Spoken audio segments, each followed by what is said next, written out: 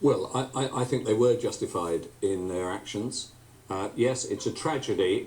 No. The Israelis had begged this flotilla to allow them to take the stuff off them so that they could check it out. Not unreasonably, by the way. Not unreasonably for arms. After all, Gaza was blockaded because in the year prior to the blockade started, 30,000 missiles fell on Israel. Right near the Gaza border. So they locked it down. And what's happened? Very, very few. Why should the Israelis say, come on in and please blast rockets at me? Let me just say this, and one of the effects has been, of course, that there is very much a nationalist politician running Israel now, right?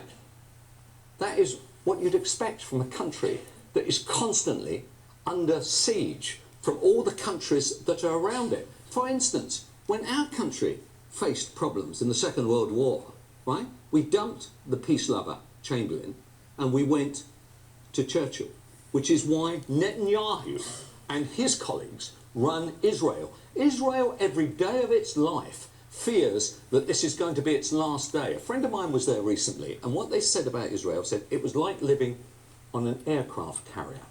Every day there is a sense of war around you.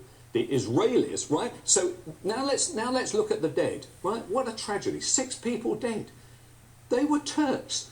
All their relatives back in Turkey now reveal that these people actually wanted to be martyrs. So when they took that boat of peace out to Israel, they weren't interested in peace.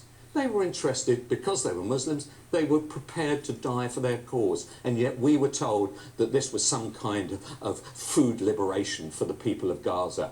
I'm sorry, this is the wrong story. I want peace. By the way, I don't believe this will damage. The Palestinian peace talks are on next week in America, right? And the Palestinian Authority have not said they're pulling out. Hamas want to get rid of Israel off the map.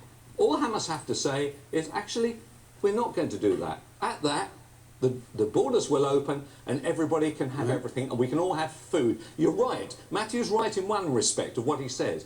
We have been living with this conflict now for 60-odd years. We need peace, otherwise it will be another 6,000. The only thing I will add to that is that since Tony Blair's become a Middle East envoy, actually the situation's got a lot worse. I suggest he gets out.